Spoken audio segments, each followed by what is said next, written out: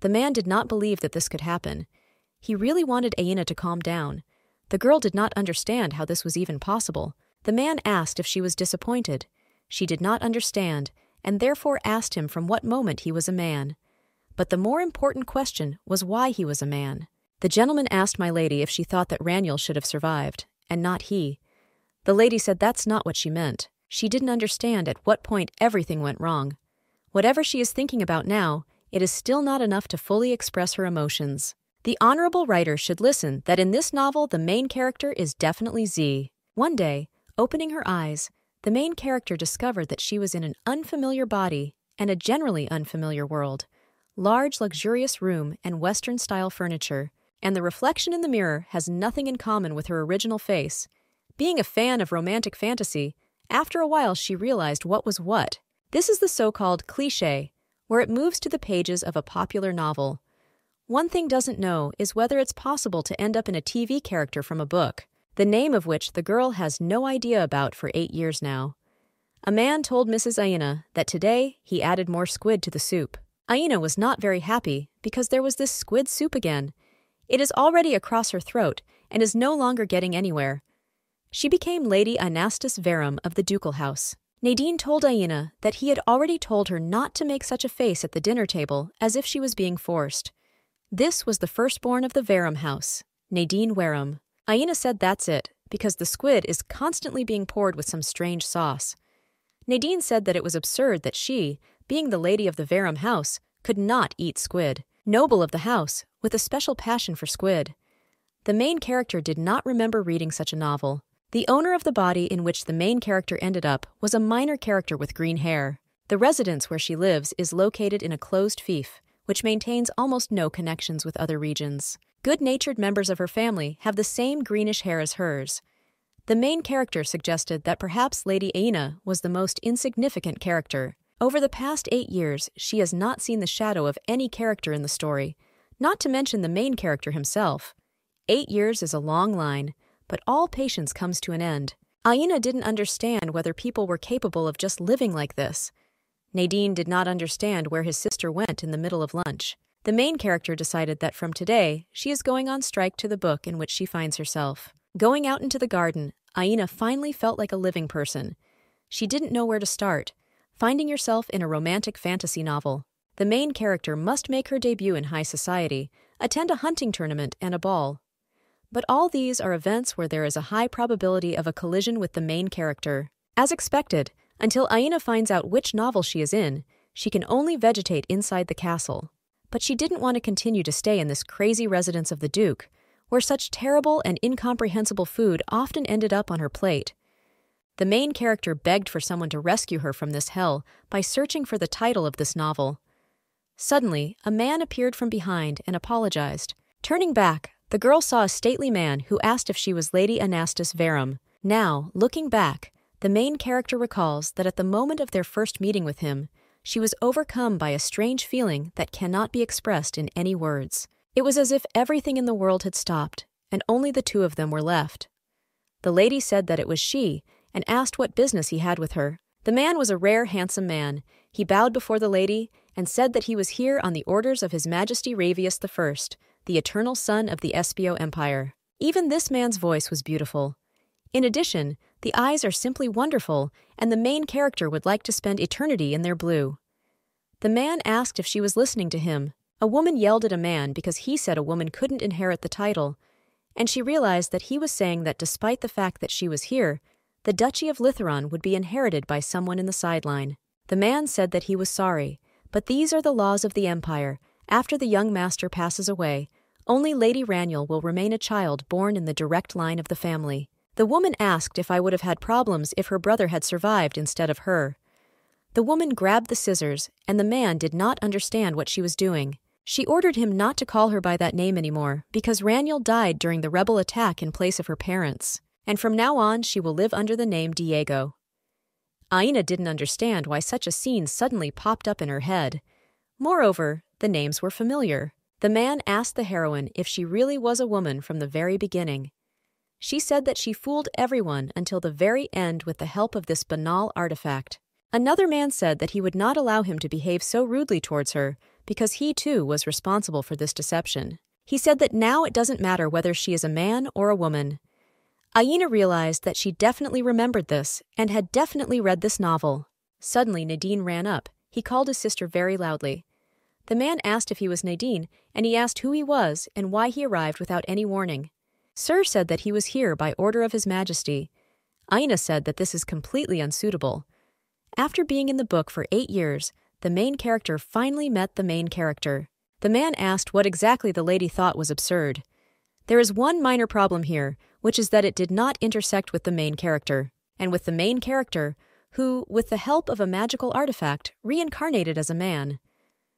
Aina fell and thought that she would really start boycotting the novel. Aina woke up, and her parents asked her in horror how she was feeling. She asked them if the two of them were going around their property. They did this because the time of feud had come. But the girl did not understand why the persecutors returned. Nadine said that she did not come to her senses for 2 days. That's why their parents rushed back like a bullet, and if this time her illness turns out to be false, then she will forever remove her from the role of her younger sister. The main character couldn't believe that she could sleep for 2 days and not feel any discomfort.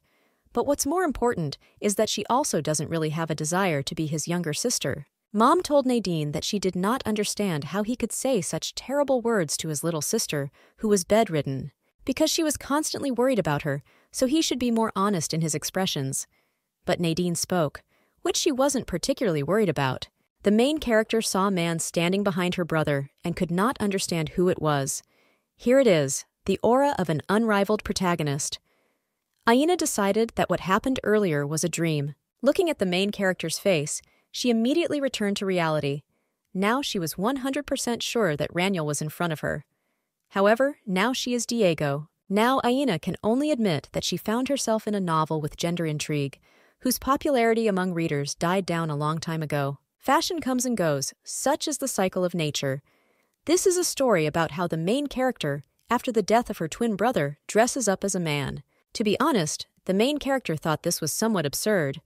But having seen everything with her own eyes, she can safely say that in this image she looks quite convincing. Nadine, seeing the man who came from the Emperor, said that this was actually his sister's bedroom and did not understand how he even dared to enter here. Aina's father asked Sir Leatherone to come out for a while because his daughter needed to be examined by the family doctor.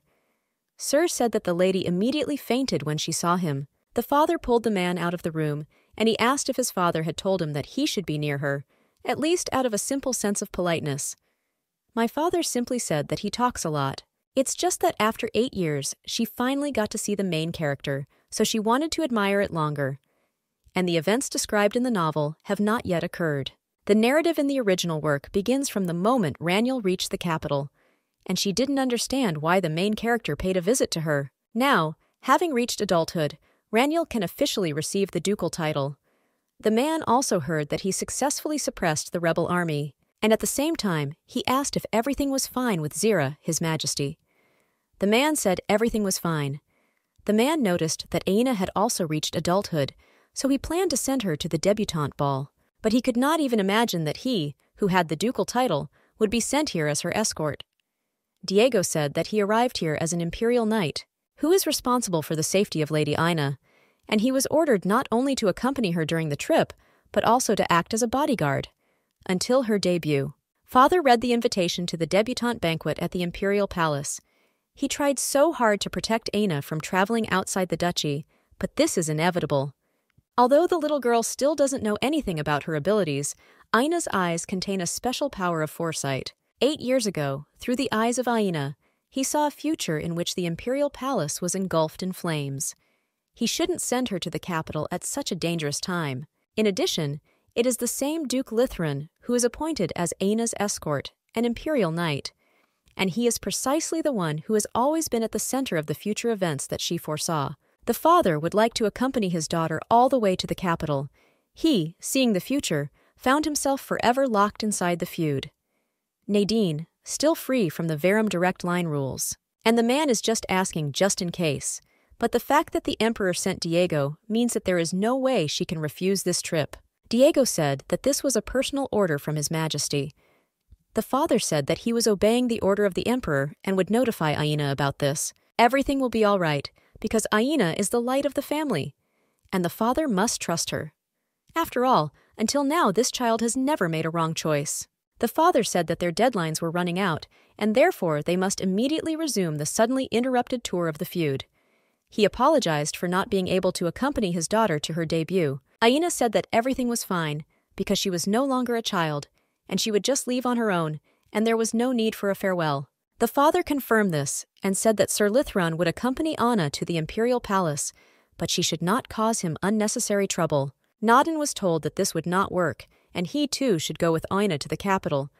But the guy refused this, because in this case there will be no one to look after the ducal castle. The father said that he would be gone for about a week, and in such a short period of time the castle would not collapse without its owner. Aina thought he was a fool, because he thinks that he is the only one who doesn't like such a prospect, because she is not particularly eager to see his face. But Aina is not going to get angry at all, because she is more merciful than even the god himself, because she is incomparable. Who knows what kind of romance she is in? The girl turned to Sir Diego Literon and asked if she should call him my lord. The man said that now, by order, he has been appointed as her personal bodyguard, so she can address him as Sir. Aina told the Sir that she would show him the garden of the ducal castle first, because he would be staying here for a while. A similar day has come in Aina's life. Dark chocolate-colored hair that shimmers beautifully in the sun, and radiant sea-green eyes. An elegant appearance that makes both women and men turn heads. But the most important thing is that little green earring on my earlobe.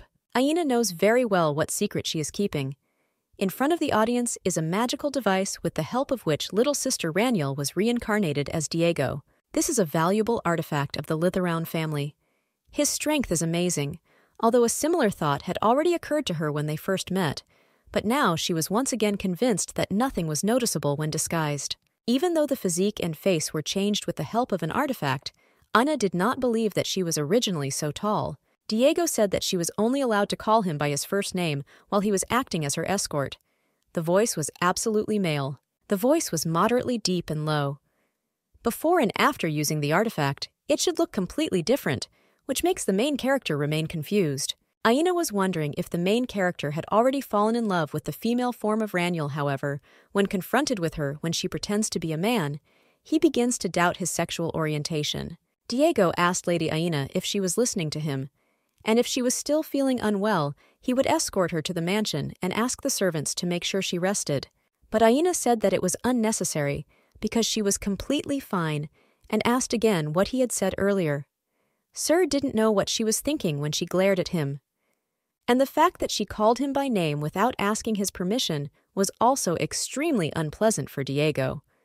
Still, Lady Aina is much more tactless than he thought. Sir said that he reiterated that she was allowed to address him by name only while he was performing the duties of her escort. The girl remembered that he was talking about the name and said that she would also think that he would just call her Aina, because everyone should live together. Diego didn't even know where it had been seen that an unmarried man and woman call each other by name. He didn't understand whether she knew the meaning of her words. Therefore, Sir Diego said that it was not worth it, and that it was more convenient for him to call her Lady Aina. The girl said that he should get used to the role of a bodyguard, and she also likes to be called mistress. Sir could not understand whether she was tactless or whether her manners were so lame. Or perhaps the lady is plotting something against him. The girl noticed that she also had a greenhouse, which even the workers did not go into because it was private, and asked if he wanted to take a look. Diego asked if she was inviting him to go with her to a closed flower garden where no one goes. Aina asked again. By expressing himself in this way, he makes her out to be an extremely treacherous person. Aina assumed that she was trying to build a wall between them because she was worried about her falling in love with her. She decided that this was definitely true, because serious problems would arise if some annoying fan appeared on the horizon during her stay in the form of a man. The mistress said that she could guess what he was worried about and asked him to be calmer because he was not at all her type. Aina apologized for misleading her, but she only likes men. Sir leaned in front of the lady and asked if she was serious. The main character did not understand why she was so calm, even if she doesn't match Lady Aina's preference. Raniel is still a man, and therefore she does not understand why Aina does not react to his actions. On the contrary, it is for her. Nadine ran up and asked what they were doing there. About 30 minutes ago, Nadine asked if anyone had seen Aina, because the dance teacher should arrive any minute, and she disappeared somewhere. The man said that if he was looking for the lady, she would be in the garden, and the young lady said that she would personally show Sir Leatherone the ducal castle. Nadine did not understand why a child with such poor health was wandering around somewhere. No matter how much he thinks, Ina is somehow strange today. And the fact that every time she glanced at that idiot who came from the capital, she chuckled quietly, this also haunted Nadina. He really hoped that Aina fell in love with Sir Leatherone at first sight. The picture in Nadine's head was completely different from reality. Nadine was shocked and began to run to her sister and call her loudly, asking what they were doing there. Aina asked if he could stop yelling at the top of his lungs and asked him to show at least a little tact in front of Sir Leatherone. Nadine asked if she had done something. Sir said that Lady Aina was simply showing him the garden. But Aina understood that such a remark would only increase suspicions against them. Aina said that in any case, this is not at all what he thought, so he should calm down. From the outside, it really looked suspicious. If a recluse like Aina, who has spent her entire life in a castle and has not a single friend, suddenly starts following on the heels of a beautiful knight, who arrived from the capital, anyone will think that she fell in love with him at first sight. She can't say that she has finally figured out which novel she is in. In order not to disrupt the course of the plot, the truth that the knight is a woman should not be revealed, so she will simply turn a blind eye to the misunderstanding that has arisen. The main character found herself in a classic novel called The Song of the Sword and the Flower, where the main character Raniel cannot inherit the ducal title because she was born a woman. Therefore, in order to protect her family, she reincarnated as a man and began to play the role of her deceased brother Diego. As Knight and Duke Diego Literone, she arrives in the capital by order of the Emperor, where she meets the main male character. After this, a hodgepodge of meetings with minor male characters, clashes with the villainess begins, and she even had to look after a child. In the second half of the novel, the fact that she is a woman is revealed to everyone, but in the end, she is recognized for her valor during the suppression of the uprising, and becomes the first female duke of the empire. It was the perfect happy ending for this novel. And Ina's role in this novel is an absolutely minor character. Until today, she was worried that she was in some kind of tragic romance, or she took possession of the villainess's body, so she couldn't even dream of a romantic relationship. And she was like a captive and unexpectedly appeared villain. Since she was drawn to romantic fantasy, she should definitely have an affair. Suddenly, Aina's brother came up from behind and put his hand on her shoulder. He told Sir Leatherone that his sister Aina was not at all interested in men, and said this because the guest did not know about it. Aina asked her brother what kind of nonsense he was talking about and why he even got it. She is, in fact, very interested in the opposite sex. Nadine said that she had told him before that she was not going to get married and would spend her whole life in the mansion. Aina said that it was in the past. She told him to take better care of himself, because if she gets such an opportunity, then she might get married. Nadine asked why she addressed him on a first-name basis, since he is her older brother. Diego cleared his throat and they turned together. He asked for forgiveness and asked not to pay attention to him and continued their conversation. Aina assumed that she laughed and that this was a good sign, or that she simply grinned. And when she laughs, she makes a completely different impression. A smile really makes people beautiful. It was a shame, because Aina would have immediately taken it into her own hands if Raniel had not been the main character. Nadine did not understand what this strange atmosphere was about, because of which goosebumps ran down his body. Although Sir also pretended that he was not at all interested in his sister, but this reaction, he understood that things wouldn't work that way. And as his father told him, he should also go to the capital and keep an eye on them. Nadine told Aina that the dance lesson would start soon. Therefore, she should return to the castle, and he will finish showing the castle for her. Aina said that she didn't want to, and asked if he wanted to pretend to be her and just dance with someone. Nadine didn't understand if this was possible. Aina said that she just said that, by the way, and he didn't have to answer in that tone. Aina said that if he continued to talk to her in this manner, then all the young ladies would hate him, so he should fix it before it was too late. Sir noticed that if Aina went in that direction, she would fall, but it was too late, and the girl fell into the fountain. But at the last moment, Sir caught the girl, but they still fell into the fountain. Sir apologized very much for this. Aina laughed and said that he should have caught her gracefully since he was an imperial knight. Nadine asked if they had hurt themselves and did not understand what kind of day it was today. He asked the Sir to allow him to carry his sister to the castle and leave it for a while, because this infant terrible is in very poor health because she can easily catch a cold. But Aina said that she was not particularly cold. Sir said everything was fine. Nadine thanked him for his understanding and said that he would just call the servants, so he had to wait here a little. He sat down on the fountain and wondered if other women were also as fragile as Lady Aina. Nadine asked his sister if she really felt well and asked if she could come down for dinner. Aina repeated again that everything was fine. Aina told him to quickly go to Sir Diego.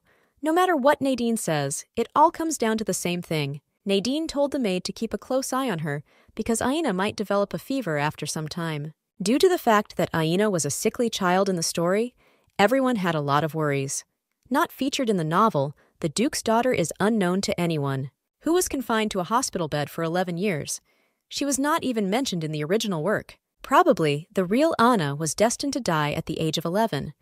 But now the storyline of the novel has been distorted because it ended up on the pages of a book.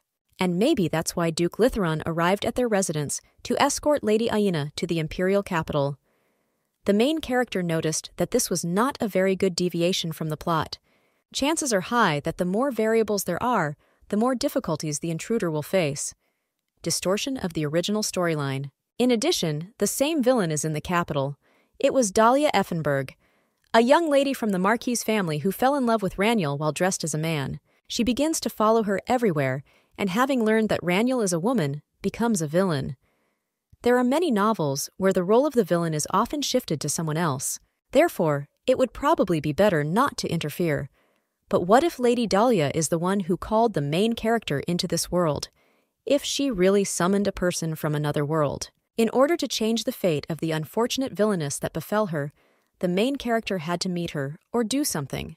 The more Aina thinks about it, the more her head spins, and this infuriated her very much. The maid did not understand what had happened. Sarah was also a minor character, and Aina was interested in how people think who have no idea about such a process as moving to the pages of a novel. Aina turned to Sarah and told her to assume that she knows about all the events that will happen in the future, and that she has a strictly defined role there, and she asked what Sarah would do. The maid asked if she was talking about something like a theatrical performance. Aina said it was something like that. Sarah asked what her role would be. Aina said that, to be more precise, this is a minor role where she, in fact, does not have to do anything. However, she is well aware of who is a positive hero and who is a negative one. Sarah said that in this case, she would try to make friends with those who play positive roles. Aina said that she already had a role where she didn't have to do anything, and she didn't understand what all this was about. Sarah said she never knew what might happen, but there was no way she could get any harm from being friends with a good guy. Aina noticed that Sarah really is a genius. Intervention is an extreme job in which one has no idea where or when a difficult situation will arise. Plus, the events of the original story haven't started yet, so she doesn't need insurance in case that happens, if something goes wrong. Although Aina's thoughts were confused, and all because of the upcoming debutante ball, but if she had to make a choice, she would prefer to make friends with the main character.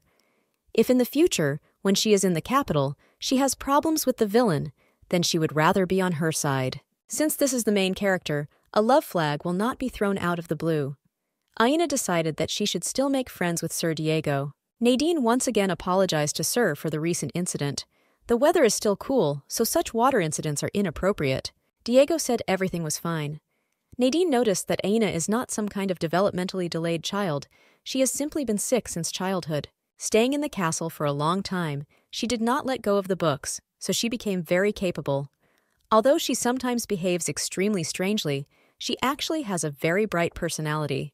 And Nadine also noticed that in childhood, Aina often. Diego did not understand whether his relationship with his sister was good or bad. And if Raniel had survived, everything would have been different, or he would have behaved exactly the same. From the very beginning, they were ordinary brother and sister. A few years earlier, the Litheron residence. Diego was asked if he knew that the Espio Empire was a country founded by ancient clans. Their Litheron family is one of the 4 families that directly inherited their blood. The boy asked if other families also had a similar artifact that he kept. The father said that yes, but in each family they have a different form, and the artifact is passed on only to the heir in a direct line, so that someday it will become his. And now only the symbolic meaning remains to prove the validity of the straight line. but in fact, it is a magical tool that can only be used by special people. A special heir is a person from a direct branch of the family who is born with strong magical abilities.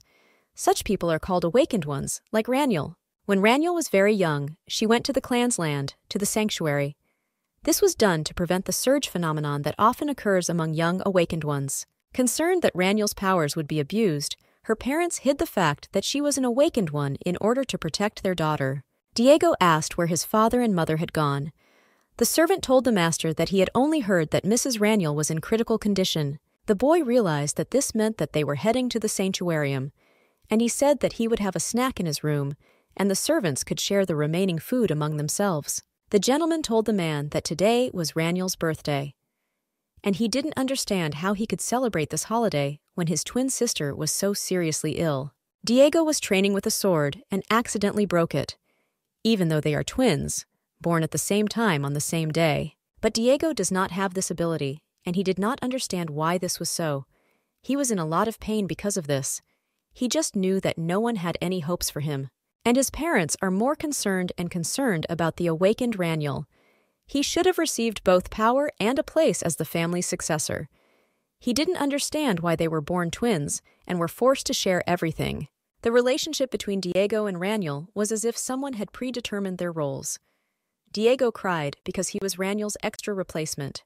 However, he believed that if he continued to put in his best efforts, he would one day achieve universal recognition. And someday, Raniel's condition will also improve. Then the parents will finally look at Diego at least once. As usual, upon hearing that Raniel was in critical condition, the parents immediately went to the secret sanctuary of the family. And one summer day, when Diego turned 14, he received a message that his parents and Raniel had been killed by a rebel detachment. Then, having become a knight, he defeated the rebel armed forces.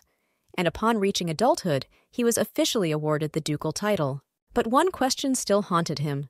Although he pondered his answer to no avail for 8 years, he could not tell anyone about it.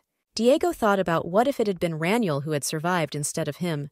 Tonight's dinner was made with squid, the signature ingredient of the Wareham estate. Nadine asked Sir Diego to definitely try the fried pork wrapped in squid. Today was a real squid feast. The servant said that Messrs. Aina wanted to tell him that she would come down soon. Diego did not understand how the servants could so easily call their mistress by name. Nadine told the man to be sure to put more squid in her soup.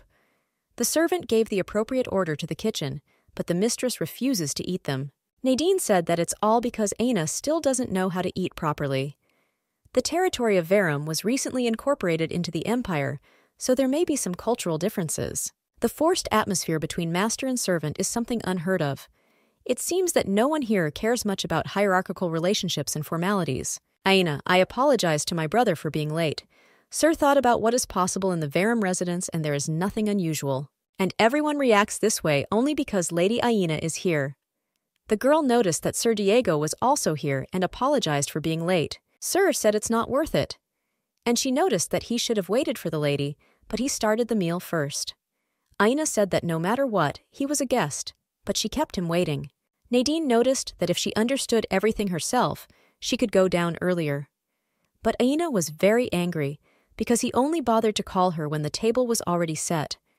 Diego didn't understand why he was avoiding Aina's gaze. In any case, the lady is a person just like him. Aina noticed that Sir's plate was already empty. She couldn't understand whether he really thought it was delicious. He didn't know what to answer. Nadine told his sister that before she arrived, Sir Diego had already eaten a whole plate of pork wrapped in squid. But Aina decided that he was just lying. The brother said that even a visiting person eats local cooking so well, and if his sister eats squid without snorting, she will grow as tall as Sir Diego. If Diego's memory serves me correctly, then there are rumors in the capital that the daughter of the ducal couple, Wareham, is very ill, and therefore is in critical condition almost every season. And although Lady Aina really does not have any physical endurance and is extremely thin, calling her sick simply does not rise to the occasion. Usually, young ladies make their debut in society much earlier, and he did not understand why Lady Wareham remained in the duchy until she came of age, as if deliberately trying not to attract the attention of others to himself. Diego thought that she behaved just like Raniel. He didn't even know why he didn't think that everything was so strange. A mysterious atmosphere that captivates those around you. unusual words and actions that are difficult for ordinary people to understand. During childhood, there are frequent attacks due to a surge of magical power. These were the characteristic signs of an awakened one. Also, an artifact from the Verum family called the Eye of Truth. It is common knowledge what the artifacts of the other three ancient families are. But nothing is known about the Verum family artifact, except for the name, and there is no mention of the existence of an awakened one. Sir Diego suggested that these very eyes of Lady Aina were an artifact of the Verum family. Then there is a high probability that she is an awakened one of some kind. Aina again said that she asked not to put so much squid in her food. Nadine did not understand why his sister did not eat squid, whose exquisite taste others could not enjoy. Diego has no idea to what extent the people of the Verum family are aware. Well, if the lady knew that she was awakened and hid this fact, then this should be reported to His Majesty. The Emperor personally gave him another order, taking the opportunity to gather as much information as possible about Lady Aina. Sir thought that he was entrusted with a troublesome, useless role, but on the contrary, everything turned out just fine. Sarah told the lady that she noticed that Aina had been in a great mood since yesterday. This was quite natural, because now she would finally be able to say goodbye to her secluded life. Sarah wanted to ask something about the Imperial Knight. Sarah said that he told her that today he would begin his duties as the mistress's bodyguard. Aina said that this could not happen, because she is constantly in the mansion and she does not need a bodyguard. Now the main character understood that this relentless following would be a reality, and he will be next to her in private lessons and chatting with the servants, and even while walking in the garden. This bothered the main character too much. She, of course, knew that the main character was a steadfast and sincere person, but they say that peace of mind comes only when a person begins to work carelessly.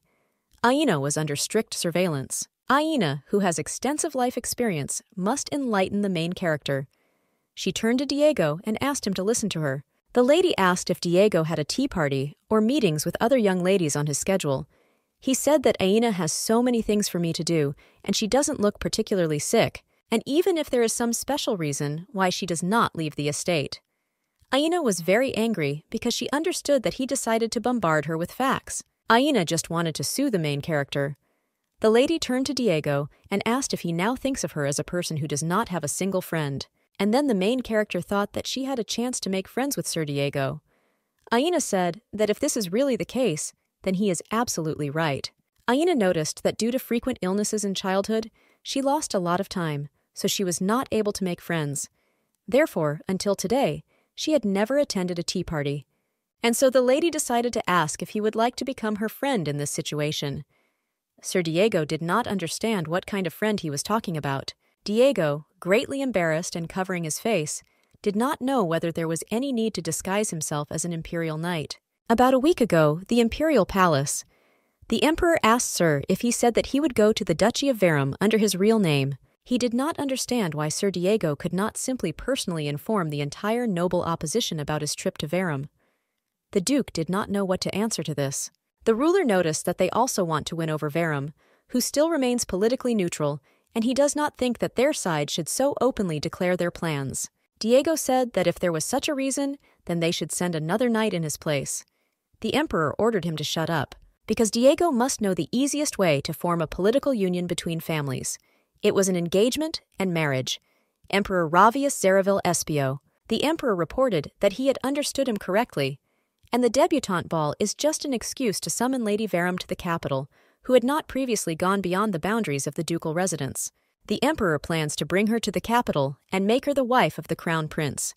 The current emperor of the empire is Ravius Zeravil Espio. Initially, he was the youngest prince who had no relation to the succession to the throne, and he led a life far from politics. However, due to the incompetence of the first prince who inherited the throne, life for the inhabitants of the empire became worse and worse. Therefore, he, together with the heads of 4 noble families, rebelled and usurped the throne, which helped him do what he wanted. The first thing he did after becoming emperor was to force the nobles, who enjoyed all sorts of privileges, to pay heavy taxes. Wealthy aristocrats, who did not want to share their wealth with the common people, turned against them and tried to overthrow the current emperor, who pursued an aristocratic policy. A prince who does not inherit an artifact cannot become emperor. A monarch who steals the throne like a rebel will not be recognized as the legitimate ruler. Eventually, a rebel army was organized, centered on the southern nobles, who had the largest and richest territories. And the emperor ordered the commander of the Second Knightly Corps, directly subordinate to the imperial family, Duke Litherone, to suppress the rebels. 3 years later, the clearing operation was successfully completed, and all rebels were killed. If the emperor had found evidence that the southern nobles were connected with the rebels, he could have captured them all in one fell swoop. Now they need strength to support the noble faction. And if they receive the support of a family like Verum, they will be able to ensure a safe situation. The emperor repeated to Diego that he had already told him many times that he should get engaged to someone from the imperial faction, but he did not listen to his godfather at all. Diego said that marriage between nobles was no joke. The emperor said that he was not talking about marriage, but simply about getting engaged to someone until the matter was resolved. At the same time, the duke will no longer have to endlessly deal with marriage proposals. Ravius noticed that Diego's face actually radiated a spirit of defiance. The emperor said that Diego had an impeccable appearance, but he had no idea how to use it correctly. Actually, Ravius was thinking about pairing up Diego and Lady Verum, but apparently this will only be a waste of effort. He decided to drop the topic and told him to personally go to the Verum residence and brought Lady Verum to the capital. And Diego should see if Aina is suitable for Arvid. After all, not everyone can take a place next to the heir to the throne. The identity of Lady Verum, who, due to illness, postponed her debut in secular society from year to year and who never left the castle, is shrouded in a haze of mystery. Diego believed that if no catastrophe happened, then she would become the prince's wife without any problems, and they would never cross paths with her again. But Aina invited him to become her friend. The next day, the following happened at the Verum residence. Naden asked if they asked him for a report form in order to write it personally. Sir Diego said that's exactly how it is. Naden noted that each document has a different form to fill out, and it will be better if he shows everything with an example in his office. And he noticed that since yesterday, Diego has looked as if he was awkward around Aina, so he wonders if she made some mistake. But Diego said that everything was fine, and initially he was not very talkative. Nadine noticed that Aina is a rather unusual child, but Diego will soon get used to her style of communication. Basically, she is a very friendly girl. Diego, on the other hand, is confused by her excessive friendliness. Aina felt free because the day's lesson ended early. Aina had the feeling that after yesterday's conversation, Sir Diego began to avoid meeting her. She simply suggested that we become friends, and I didn't understand why build such a high wall. Secondary characters are people too, and she can be hurt too. Although it was clear that making friends would not be easy, it seemed to her that she was about to burst into tears because she was truly rejected. While Sir Diego is away, she needs to work on self-healing. Aina felt much better. And since the servants do not come here, Aina's heart is very light. Although last time she was unable to show Sir Diego such a wonderful place in the garden. Suddenly, Aina noticed someone and realized that he seemed to have found him just fine without her help. The man was sitting and sleeping near the column. What was expected from the main character? Probably, under the influence of the settings of the original work, she wandered back and forth and eventually stumbled upon such a favorable place. Diego had a flawless face. If Raniel were a man, with such beauty there is nothing else to do but be the center of attention. The main character did not believe that with the help of magic, one could completely transform into a man. She didn't understand how it was possible to approach the issue of changing one's appearance in such detail. Aina was wondering if the main character's stubble was growing. It seems that she ignored this point. After all, probably, in a romantic fantasy, the main character with a beard would be strange. But Raniel really looks like a wonderful statue. Aina perfectly understood the Miss Villainess who fell in love with her. Even knowing that there is a woman in front of her, Aina is under the spell. Aina decided that before she became villain number 2, she needed to leave here immediately. She thought about giving him some rest. After all, when the main events of the original story begin, he will not even have the opportunity to take a breath. But before she left, she wanted to do something. Aina turned to Diego and said that he should not forget that she asked him to be her first friend. The Duke suddenly woke up with a start. He was uncomfortable facing Lady Aina, so he pretended to be asleep. But he still didn't understand why she was acting so recklessly. Even if she knew that he was sleeping, even if she felt completely safe because she was inside the ducal residence. Diego didn't understand how it was possible to get so close to a man that her breath tickled his cheeks. He believed that Lady Aina should behave more carefully, and if not he, but some other man had been here earlier, then everything could have been different. As he thought, he should be more responsible in fulfilling his duties to protect her. Diego thought that Sir Nadine was too picky about Aina, but now the reason for his eternal grumbling became clear to him. Nadine was the main grumbler of the novel. Until today, he had no idea what kind of relationship existed between brothers and sisters. But Diego couldn't believe that this was how brothers usually showed concern for their younger sisters. Suddenly, he saw Lady Aina. He didn't understand why the lady was still next to the greenhouse, and it was not clear who the man was next to her. Diego tried to take a closer look. The man has a good physique, but his appearance is mediocre. It seemed to him that he was dressed in knightly uniform, but for some reason he was standing so close to Lady Aina. Besides, talking to a noble lady in such an environment, it seems that in the knightly environment of the ducal residence of Verum, discipline is much more lax than Diego thought. Aina agreed and said that they needed to get into the carriage immediately. Diego came up from behind and asked where the lady was going. Aina was shocked to see him and asked if he woke up. The lady told Sir Diego that she was going to go into town for a while to walk around the shopping arcades. She introduced Diego to Sir Rovan, who is in charge of her security. Diego said that until they reach the capital, only he is considered her bodyguard. Diego thought her tone was a little harsh. Aina asked if he was really going to fulfill the duties of guarding her, because there was nothing dangerous inside the duchy. Diego stood up and said that he had received orders from the emperor, so he would personally accompany Lady Aina. Aina did not understand what was wrong with Sir, because he looked like the kind of person who hates people who take their jobs. Aina turned to Sir Rowan and asked him to tell her brother that she was going to the city with Sir Diego. She asked Rowan to reassure Nadine that she would be safe and that he not worry because she would be back before dinner. Sir Diego asked if Lady Aina was always so friendly with the knight in charge of her safety. Aina did not understand who he was talking about, so she asked about Sir Rovina. Aina said that they have been friends for a long time, and last week she even named his second child. Diego was shocked and asked if he was married. Mrs. Aina said yes. Sir Rowan, because of his good looks, was popular even before his marriage, but now his wife, Sir Kate, has conquered all her competitors with her fists and beauty. However, getting married at that age was a little strange for Diego. The guy didn't understand why she continued to express dissatisfaction on her face. Aina asked Sir Diego if he was interested in Sir Rovina. This surprised him. Aina asked to be allowed to note that the married couple now has a complete idol, and Sir Rovan prefers fiery hair color. Diego understood her.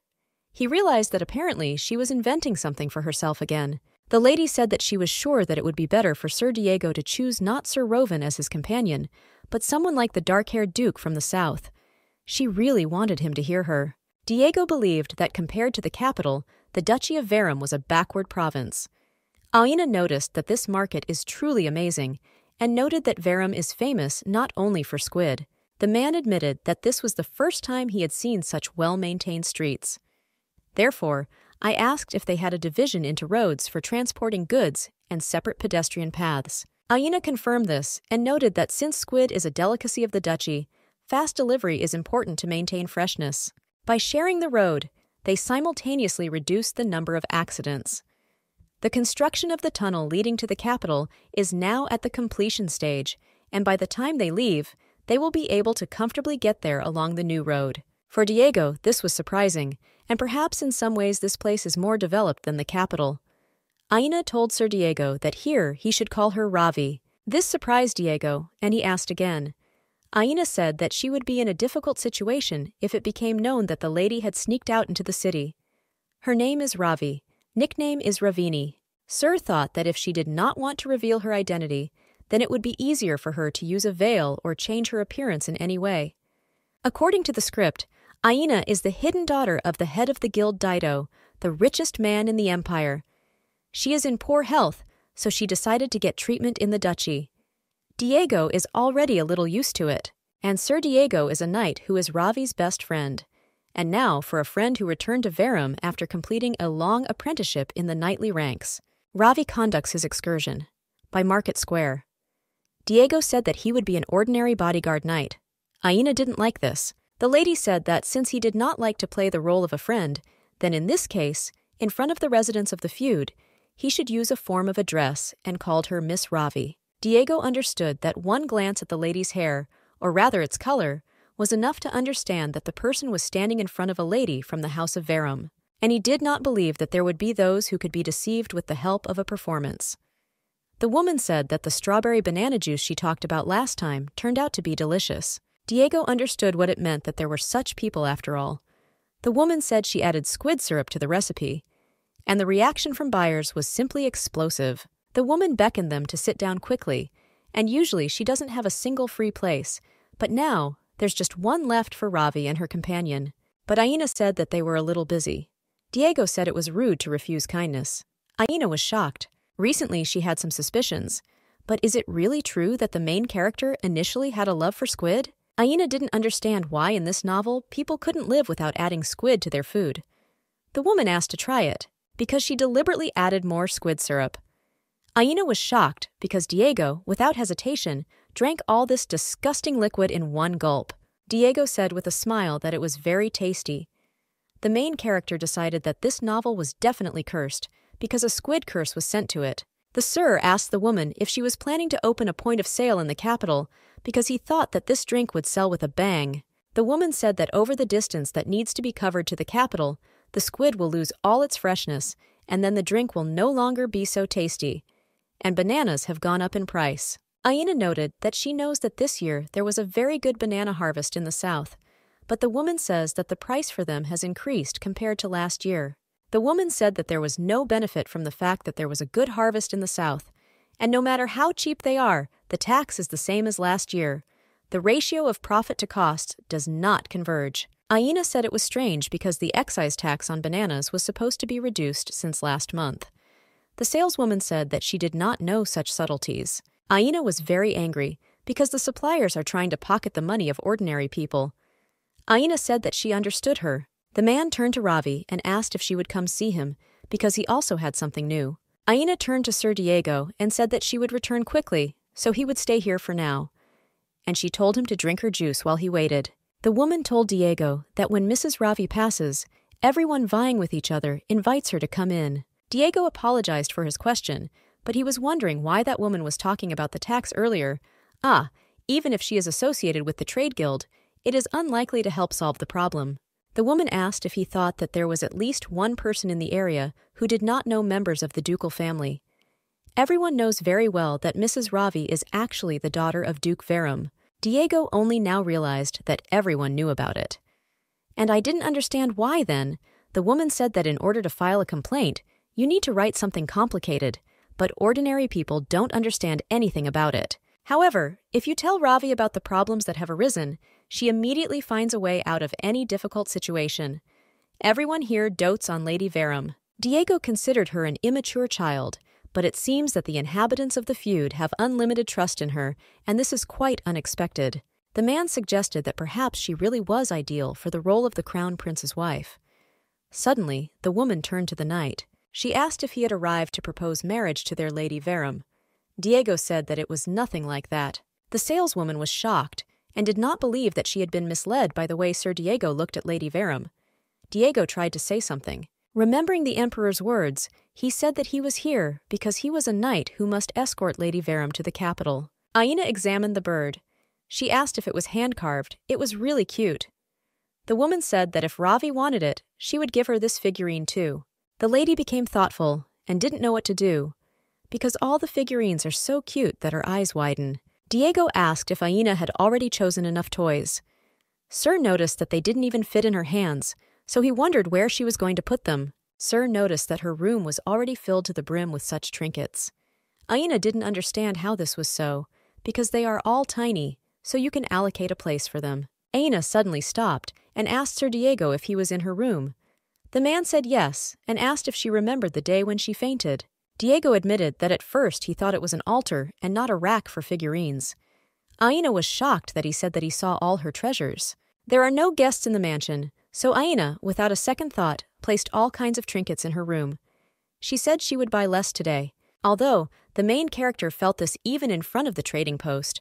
Sir Diego's attitude seems to have become suspiciously cold again. Aina had some kind of déjà vu.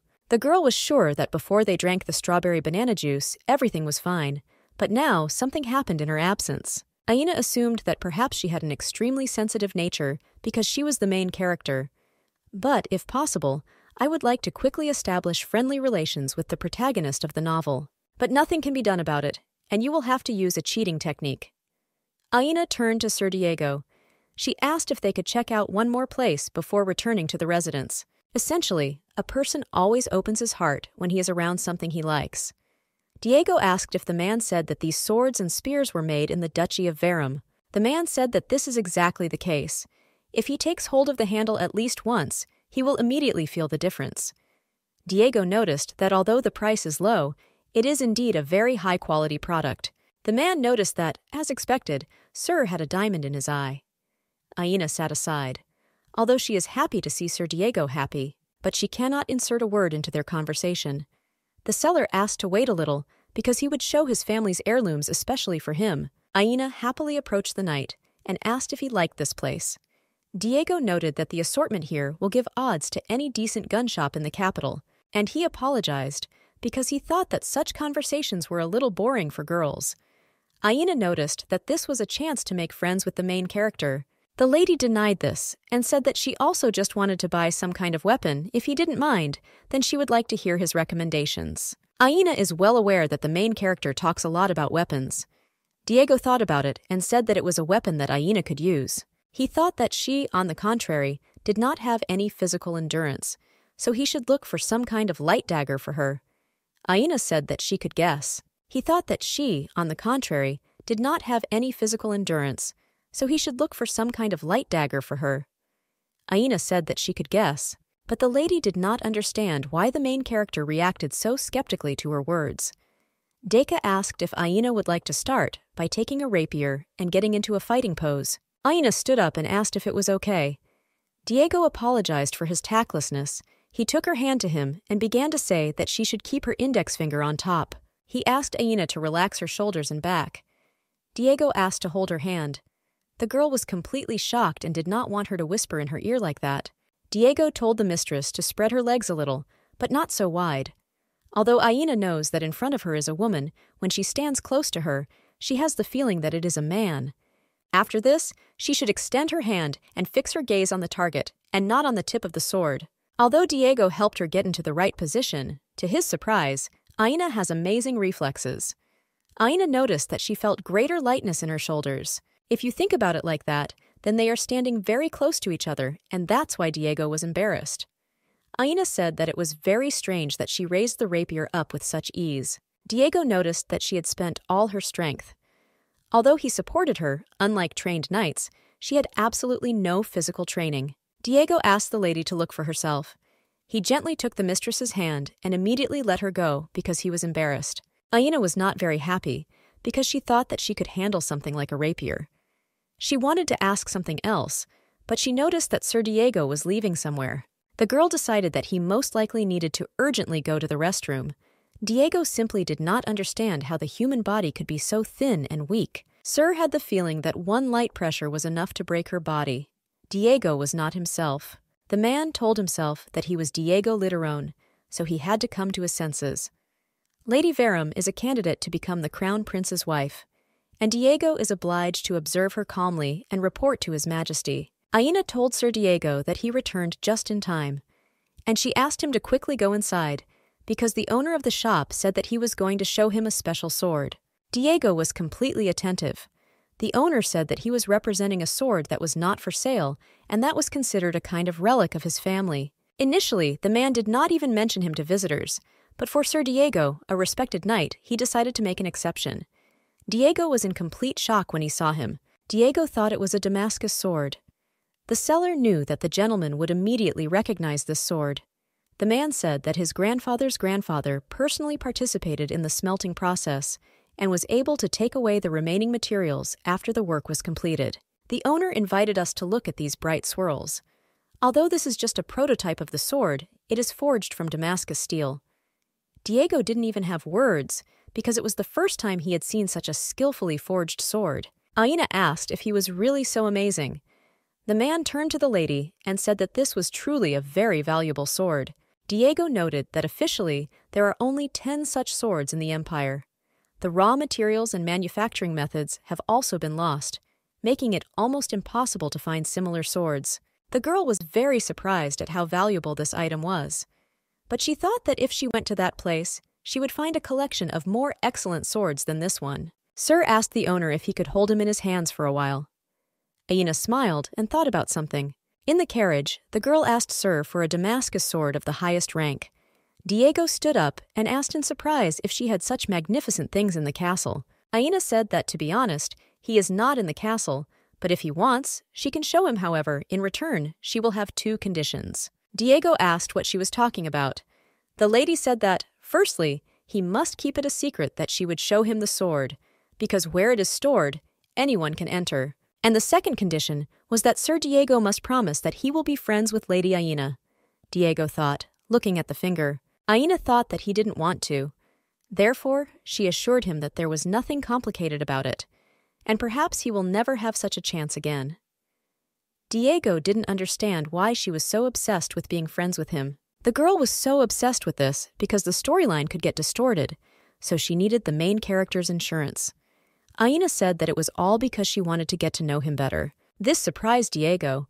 Aina said that they most likely have a lot in common because she knows absolutely everything about the main character of the original work. Aina noted that it is wonderful to have someone you can easily trust. How great it would be if the main character quickly admitted that she is a girl. The lady would like Sir Diego to give her a chance to become his closest ally. Diego didn't know what to say to this, so he simply remained silent. Aina noticed that they had already arrived and said that one way or another she would wait until dinner, and at that time Sir should think carefully and tell her his answer. The girl said in a whisper that he must keep what they were talking about a secret from his brother. Nadine called his sister. He said that he had already said that she must be accompanied by a bodyguard when traveling outside the castle.